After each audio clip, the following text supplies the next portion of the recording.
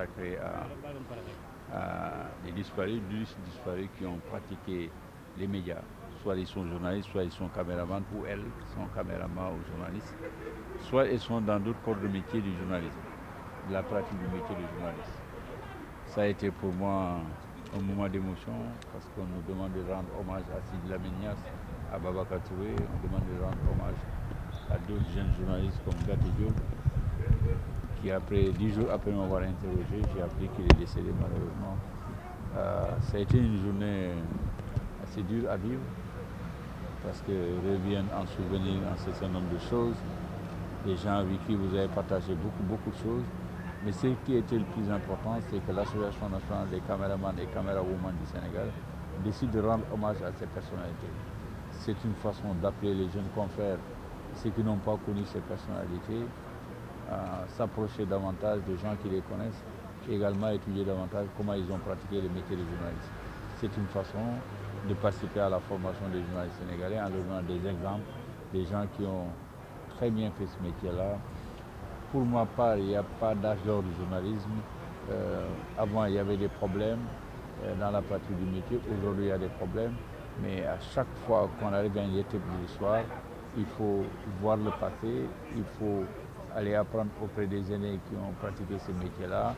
Et ce genre de rencontres constituent des moments d'introspection où les gens parlent de ces fortes personnalités du journalisme. Ça permet aux uns et aux autres d'apprendre de ces personnalités-là et d'améliorer la qualité de ce qu'ils font. Voilà. Oui, je les ai pratiqués. Je retiens une phrase que Babacar Touré m'a sortie un jour au moment où on était dans une séance d'évaluation de ce que nous faisions. Il disait que la noblesse du journalisme réside dans le talent de celui qui le pratique, mais ce talent est inséparable de la dignité, de l'humilité et de l'empathie que les journalistes peuvent avoir à l'égard des sujets traités et des personnes sur qui portent ces sujets. Et ça, c'est une leçon, et une belle leçon d'humilité, mais également un enseignement qu'il faut méditer. Voilà. Je peux me prononcer par rapport à des pratiques particulières que j'ai vues, qui peuvent être de nature à ternir quelque part les métiers que nous faisons tous, que j'avais aimé faire, malheureusement que je ne fais plus maintenant. Je suis dans autre chose. En tout cas, un journaliste, sa référence, sa religion, c'est le fait.